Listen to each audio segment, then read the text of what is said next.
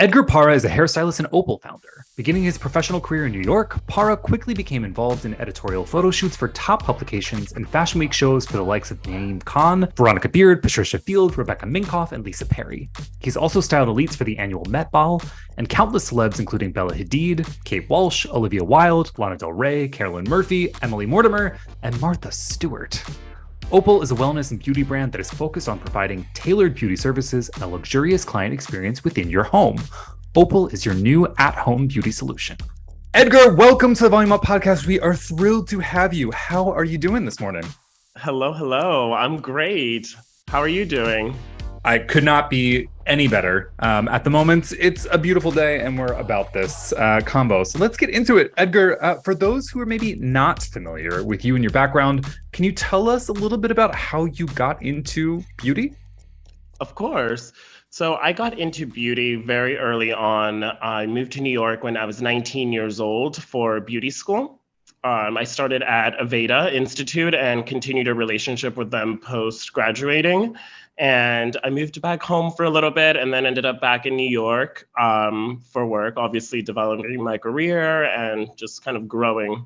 Did you always know that you were going to go into beauty? I mean, you went to beauty school at a fairly young age. Right. I mean, was this something you always imagined for yourself? You know, I did. I was fortunate and blessed enough to really always know that about myself. And I really find it so fortunate because so many people spend so much time of their lives kind of going through that journey of figuring out what they want to do. So I was always lucky enough to know that I wanted to do hair specifically, not even just beauty. Yeah, that's amazing. We ask the question because so many people come from so many different ways into beauty, as you just said, and sometimes they know from the jump and sometimes they sort of stumble into it. So it's always fun to get the perspective.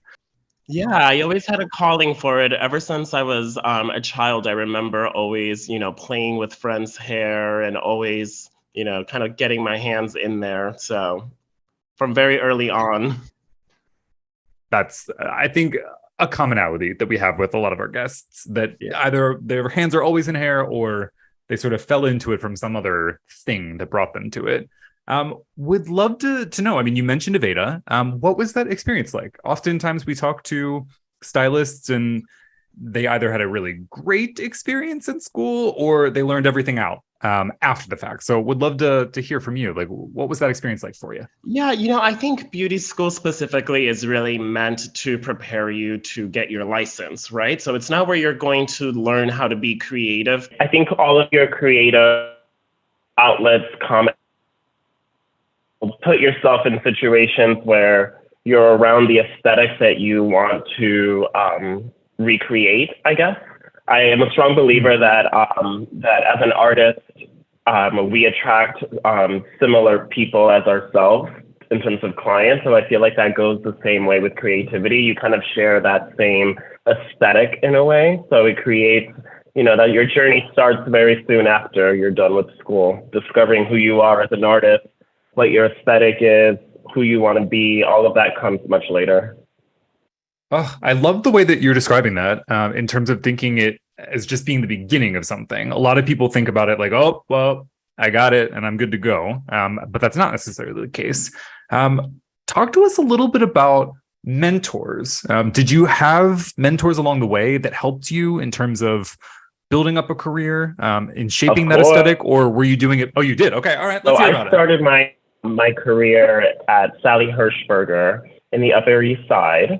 And I was working with a stylist at the time that was between downtown and uptown. So I got the taste of both worlds. And it's crazy to think of what a difference it makes to just be in two different neighborhoods within Manhattan that can be so far from each other and still the same beauty brand. It's really, the whole thing is fascinating. And I just, she was obviously an iconic hairstylist and basically created the luxury space for beauty.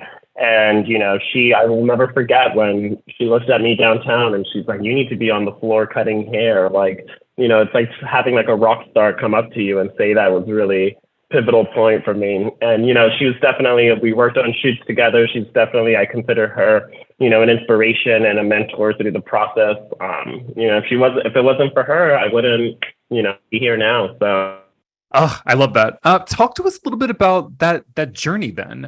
So you mentioned being behind the chair, being in multi locations, the sort of Mhm. differences, but you just dropped that Easter egg in terms of the editorial.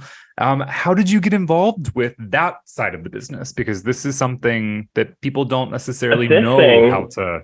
Okay, Yeah, all right. assisting. I think to kind of piggyback of what you said earlier, I think hairstylists now are so focused on either being famous or just having clients, and there's no time for that process of learning and really mastering your craft. And that's something that 14 years ago, the only way into the industry was to put in the grind work and assist a major hairdresser in the industry.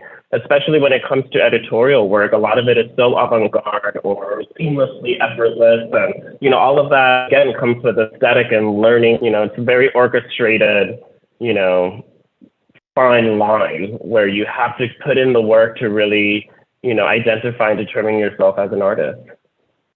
Hmm. Talk to us a little bit about, editorial is one thing. Then you branched out into working with celebs, Hmm. not within the context of a shoot. So how did that happen? Where did your level of comfort like come from? How do you ever get used to how cool that is? I think I'm so numb to it now that I don't even think it.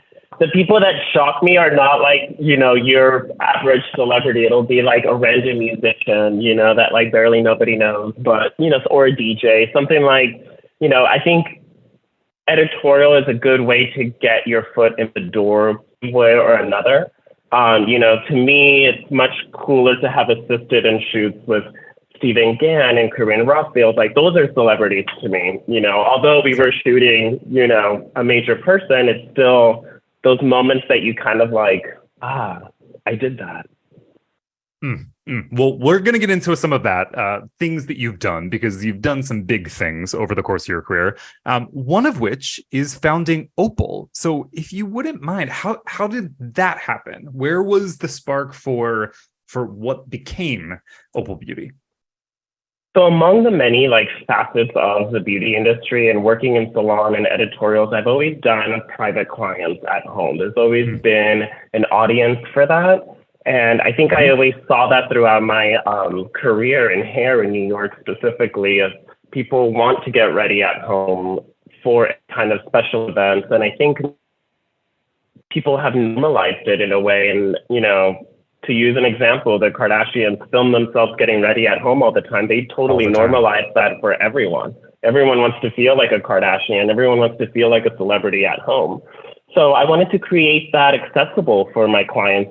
Clients always, hated texting me and like didn't want to bother me about availability or rates. And as an Yep. artist, you hate talking about money and you hate talking, you just want to make it easy for everyone as we're people pleasers. So that's how Opal really came about. It really started for my clients. And then, we started growing the idea and kind of, brainstorming. And we're like, wait, everybody could use this. We can create a community of artists and like really, come together and grow as a community. And really, we all kind of already know each other. So it's a lot smaller when you really start talking to people. For sure. So talk to us a little bit about what services are offered before we get into the community aspect, because I think that that's so Right. So cool. But just like top line. Yeah. we offer hair, makeup, and nails as extensive as eyelash extensions to hair extensions. So we're a full range beauty concierge service. So whatever demands the clients have, we try to accommodate them. Is there anything that is too far? Have you ever been like, nope, can't do that? That's not something that we're willing to offer. We've got it all, but not that thing. No, I mean, I haven't gotten any outrageous requests. I've gotten Sure. interesting applications of people services that we don't even offer that people are trying to offer at home, and it's just not, we're very niche to the beauty industry, so we want to keep it very beauty oriented. Sure. So talk to us about the ideation. We understand that sort of came up naturally in your course of work. But making it into a full-fledged business, and bringing in other stylists, I mean, I would imagine there's been challenges along the way. Talk to us about what that was like in terms of getting this up off the ground. It's a roller coaster. It's a roller coaster. I think that you don't really you don't really know what you're signing up for when you decide to do something like this. You just do it and you kind of go with the motions of what is life, you know? Hmm. I think that that's beautifully put. Truly, until you're in it, you don't know.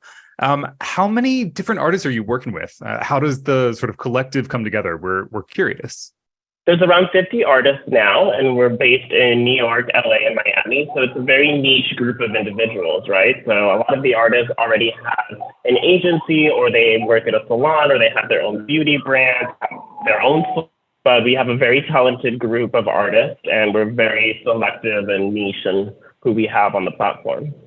So are there plans to expand beyond those cities? I mean, I imagine you've got your hands full with those three markets as it is, but is there interest for other places that this would pop up in? Yeah, of course. Yeah. I mean, we have our seasonal locations, Hamptons and Palm Beach. But, you know, I think that there's opportunity for Opul everywhere. So the more that we keep growing in terms of the artist community, the more that we'll, you know, network and connect and build a larger community. So as a founder and someone who's really spearheading this whole thing and making it come together day to day, what are you most excited about? Like, what are, in reflecting on this as you're building it, like, what are the things that you sort of sit back and say, like, wow, we did that? Yeah, I think, you know, I think partnering with big fashion brands definitely was career defining moments for Opul specifically, partnering with Alexander McQueen and Versace and doing all of their VICs, as they call them, you know, very important clients. And those moments I feel like are, you know, very credible for me. To feel acknowledged by brands like that is very respectful. So I just, you know, I love those kind of collaborations. Those are really triggering moments for me of joy for sure. Oh, love that. Talk to us. Are there any dream collaborations that you've got, you know, in the back of your mind where you're like, I really want this to happen, that you're maybe working towards? Something that you feel comfortable disclosing? I'm definitely working on something new, but I can't quite say what it is yet. But there is something exciting in the works, so you'll find out this fall. Okay. All right. Well, we will stay tuned for that.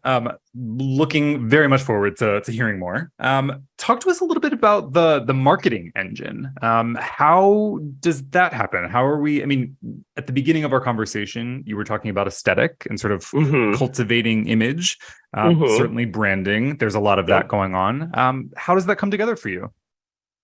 I mean, it takes a village, right? I worked with Natalia Del Rivero Design. She did all of our branding, and I read this amazing book called Building a Story Brand by Donald Miller. And it was just fascinating. Such a different world that we live in now with the internet that you really have to adapt and just use all of the tools that we have now and just really master all these like media facets to kind of grow. Do you ever feel like it's too much, or is this something that's exciting to you as a founder? We feel like some people are like, oh my God, it's the biggest motivator. I just want to go after it. And some people are like, you know, I do what I do. I definitely feel like it's the biggest motivation. It's almost like a sick obsession that you have that you just never stop thinking about it. There's always like, you know, something random will pop up or will trigger something that you've been trying to figure out, or how to tell that story, or how to, you know, get someone's attention. I don't know. It's like an ongoing thought process that never stops. So, I mean, you mentioned something to come in fall, which again, we're looking forward to. Where do you envision Opul going in a couple of years? 5 years, 10 years? Like, what does it look like for you? It looks massive, big, influential, powerful. I don't know what it's going to be or what it's going to look like, but I'm excited to see all of the unknown things, you know? I'm not uncomfortable by it. I'm just excited. Well, I love that mindset. And yeah, I mean, big things in store for sure. And again, we're going to be bothering you in a couple of months about what you're up to.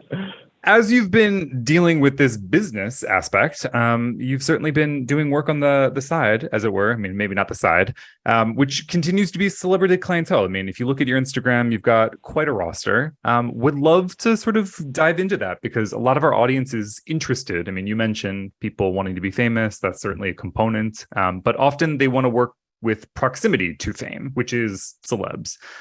So how did you get started? Would love to sort of understand what that looks like so that maybe somebody who's listening could think through like, oh, maybe I could try that.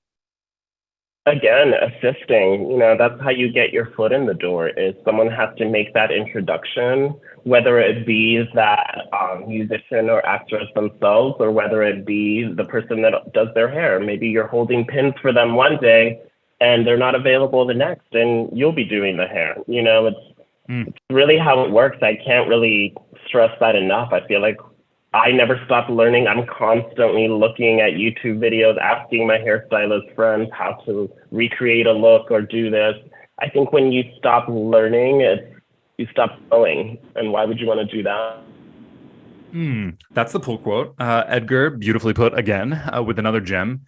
Okay. So, all right, Edgar, when you're working with celebs, how creative are you able to get? Is this a situation wherein they've come with some inspo or an idea? Are you working with the larger team? Do they give you free reign? Like, I'd love to hear about that. It really depends on what kind of project you're working on together, right? Is it a red carpet? Is it a fashion show? Is it a press day?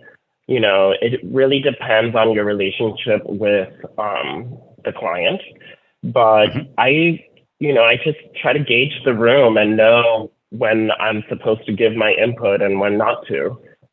Specifically, I think my relationship with my clients, they trust me and they want my advice. I think it goes back to that groundwork of developing your aesthetic and your brand and having people know what that is. I think that's the big struggle for artists is being consistent with that.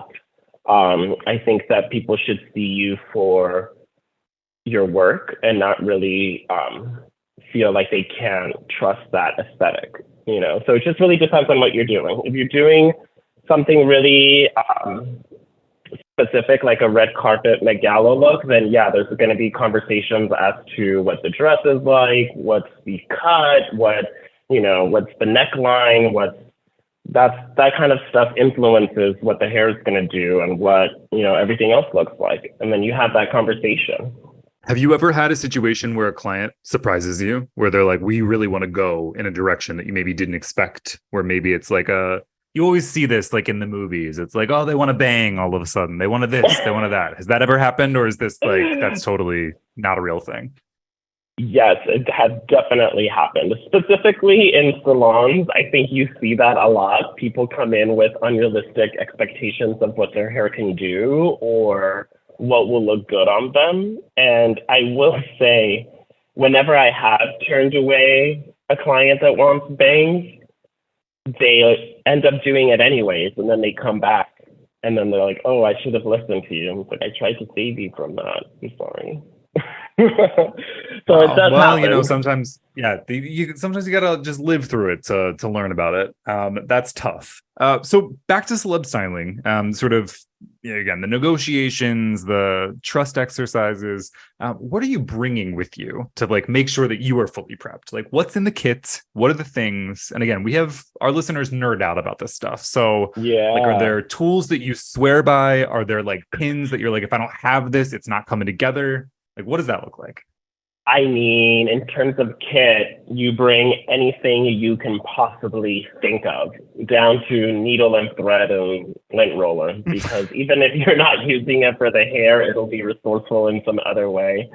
I cannot stress that enough. I feel like I have so many little trinket things, especially nowadays. I feel like people have such references that are so elaborate. Like nobody wants just like a cute little blowout anymore. It's like a full-on Ariana moment. Like it's heavy styling. So Queen for a Day, definitely a must.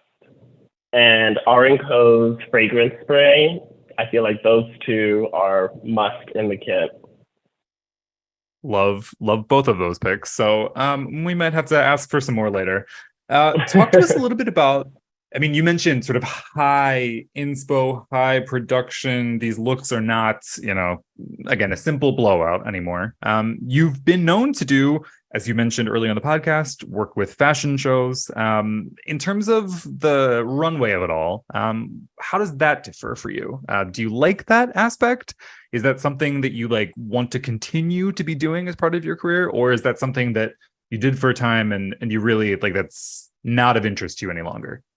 Oh, no, I think never say never. Fashion Week is always a special time to be in New York, and it's the best memories that I have hairstyling. It's you learn the most that you will ever learn, and take those techniques to places that you never thought you would take them to. I remember doing shows for Naeem Khan with Sally Hershberger, and taking those techniques and using them for weddings or for an editorial shoot. It just all translates and transpires into so many different facets of your career that you have to just take those moments in as they come, because you may work Fashion Week one season. It doesn't mean that you're going to work the next.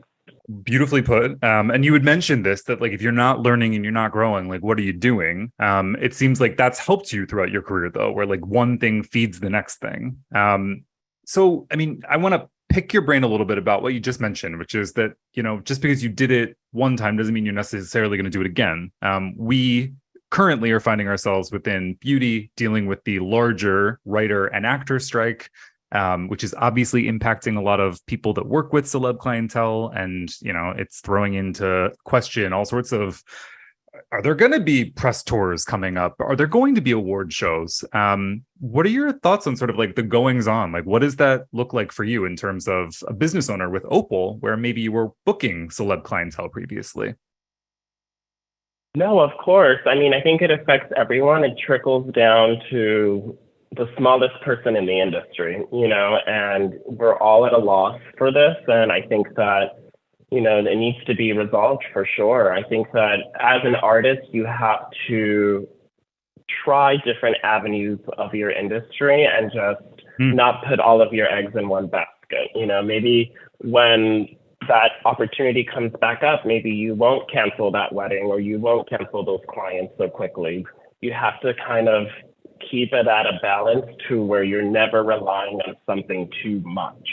Well, on that note, let's talk a little bit about sort of what's next for you outside of Opul. We talked about something that's to come that, again, we're going to bother you about. But I mean, in terms of what you're up to professionally outside of that, what's next on your horizon? I mean, I'm a creative, I'm constantly shooting, doing test shoots. I'm always working. I'm a creative mind. I like to just keep doing things and stay busy. So I would like to tap into more, more of that, more into that passion of, the pre-production of editorial shoots and testing things out and working and collaborating and, telling a story and, indulge in that a little bit more. Well, I'm sure there's many, many more stories to tell. Edgar, before we let you go, we're going to do our quick takes, which are the questions that we ask of all of our guests. We don't want you to think about it for too long. That's part of the fun. But, we are going to pick your brain a little bit. So The first question that we got is, what was the first ever product that you remember owning specific to beauty or hair? What was that thing that you were like, I have got to have this. If I don't, my life will not be together, when you were I don't know, 10, 12, that first thing? The first product, I have to say gel. I was definitely a 90s baby, and I had spiky hair. Same. I have very fond memories of the LA gel bottles with what, yellow or green, one of these colors. It doesn't matter, but yeah. Are you superstitious? And if so, about what? I'm not superstitious, but I do this thing that I remember growing up. My parents used to say that finding a penny heads up is good luck, and you should always pick it up. But if it's not face up, I always like to turn it over, so at least it'll be good luck for the next person that finds it. For someone else. Edgar, that's something psychological. All right. I like that. That's really beautiful. And connects to like other things that we've been talking about in terms of like learning and thinking about the next person. I love that. All right. Who would play you in a biopic about your life? Dream casting. Johnny Depp. Okay. All right. Aim for the stars. Why not? Let's do it. Right. He's maybe looking for work. What do you consider to be the ultimate comfort food? Mexican food, for sure. Anything in particular or writ large? Ooh, birria. Bueno, pues. Say that you're on a deserted island and you can only bring 3 beauty products with you. Maybe these are the things that you talked about that are in your kits. What are those things that you're bringing? Are there other people on the island or just me? There could be, and you don't have to worry about like water, food, shelter. Like we're good. You're not going to die on this island. You're going to have a good time. So what are the products you're bringing? I think it has to be my La Roche-Posay skin routine because I can't live without that. So amazing. Well, I love that for you. Got to make sure that we're staying hydrated. Edgar, it was a pleasure.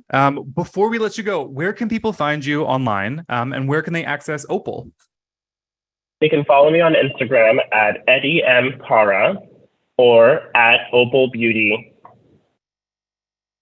Easy. And we're going to include both in the show notes. So listeners, you can go and find both Edgar and Opul whenever you've got the time to do it. Thank you so much for coming through on the Volume Up podcast. We really appreciate it. And we will be bothering you in a couple of months as regards whatever you're up to next. Thank you. Stay tuned.